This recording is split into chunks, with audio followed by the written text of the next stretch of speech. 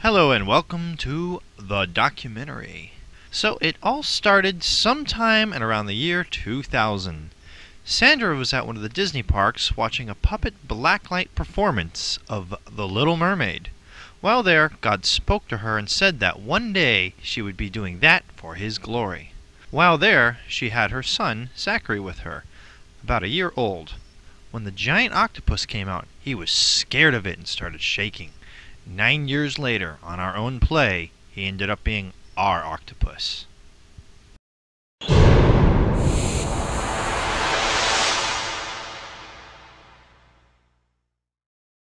It was mid-March of 2008 that I, Michael Henderson, met Sandra. A few days later, I felt led to join the youth, and immediately I hit it off with Sandra, and we became good friends very fast.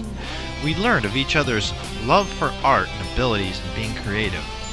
It was then and there that Sandra remembered that Little Mermaid play all those years ago. She knew it was time to begin. God was already using us both to decorate the walls in the church using styrofoam.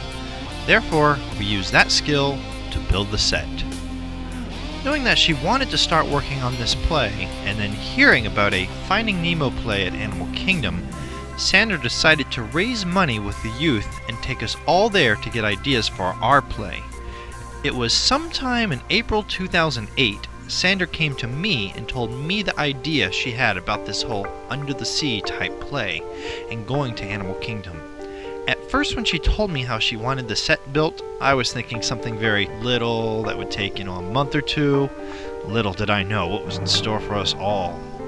So in April, we had a car wash at Chick-fil-A. Every half hour, Kim, Melanie, and Alan would perform the play I Believe in God inside the restaurant.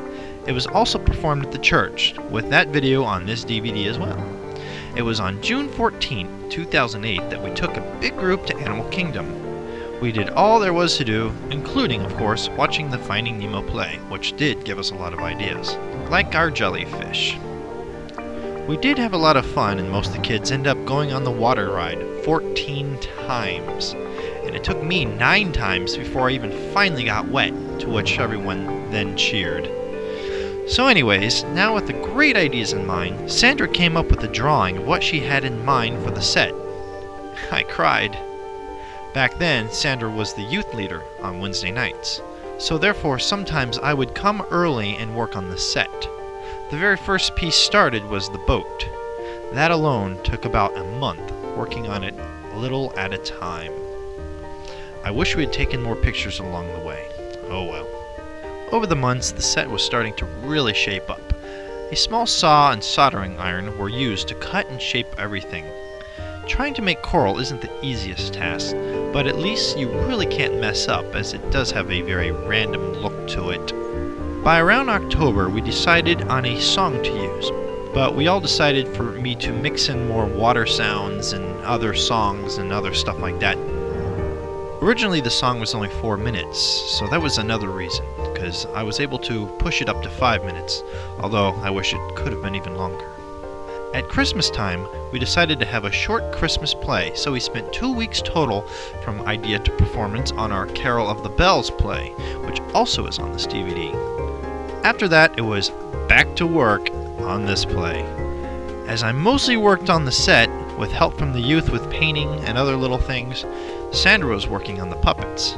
The only bought puppet was the girl, who ended up being the mermaid. She was a $150 puppet. Puppets do cost a lot of money, and needing big fish type ones, we decided that we would have to make them all. Luckily for us, Jo-Ann Fabrics sells sponge foam type material and is way cheaper and could be cut and made into anything we wanted. Although first we had to figure out what creatures and fish we wanted to make anyways. Sandra originally wanted a mermaid to sing the song, but the song we ended up using had a male's voice singing, so the idea of a clam to sing was used instead. To make the clam, the garbage can lid from the church kitchen was traced and used for the shape. About 1,000 sticks of hot glue were used also, or at least sure close to it, maybe more. Zach was at first going to be a diver pushed around in a cart painted black, but that didn't work out. But then we tried making a turtle suit for him to wear, but that looked like the turtle was walking upright. so the turtle ended up being just a puppet on a black stick, which worked out great. For the jellyfish, umbrellas were used. We cut the material off them and used our own bright, tight material repainted with neon colors. The eel, which we all considered the most creepy puppet, was just 2 layers of sponge foam glued together with black sticks on each end. To work the octopus, 3 arms were made of sponge foam as long gloves, which had to move around all creepy-like.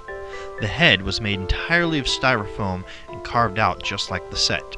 The 4 performers had to work together to really bring it to life. A bunch of fish also had to be made, but after a few practices we realized that they were just too small and needed to be much bigger to match the set. So we spent a week making all new fish made of just neon-colored poster board. That ended up working just fine.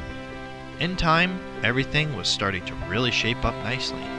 The set was completed with only additional tweaking after around March 2009. Once done, it ended up weighing 23,000 pounds of pure styrofoam. Okay, actually I have no idea how much it was, but that thing was pretty heavy, especially when you have to break it apart and move it from place to place quite a lot every Friday for practice. I can't say how many bottles of neon and glow-in-the-dark paint we went through, but I know it's quite a lot with a high cost. We definitely lost track of how much money was spent on this thing altogether, but I know it's, for sure, hundreds and hundreds of dollars. Finally, everything was complete. That left us with one final task. We had to come up with a routine during the song.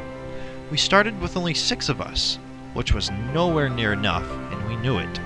We had a few that tried to help, but they just ended up not being able to help for other reasons.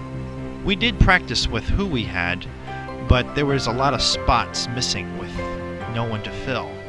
One morning, God spoke to Sandra to tithe 10% of her check, just like it says in the Bible to do, to what she didn't really have the money for, but she faithfully did so anyways. It was then, that same Sunday, that we were told more kids would be able to come and help. We knew it was a gift from God.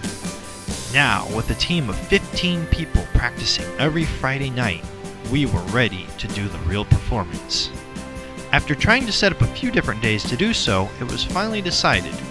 On June 7, 2009, 1 full year since we started this whole thing, we finally got to show off the hard work and dedication spent on everything. It was all paid off in the end. Everyone did their parts wonderfully. Sandra and I personally thank all of you guys, the children, teens, and anyone else who had a hand in helping the Truth by Puppets ministry make this all possible and share the love of God to the world.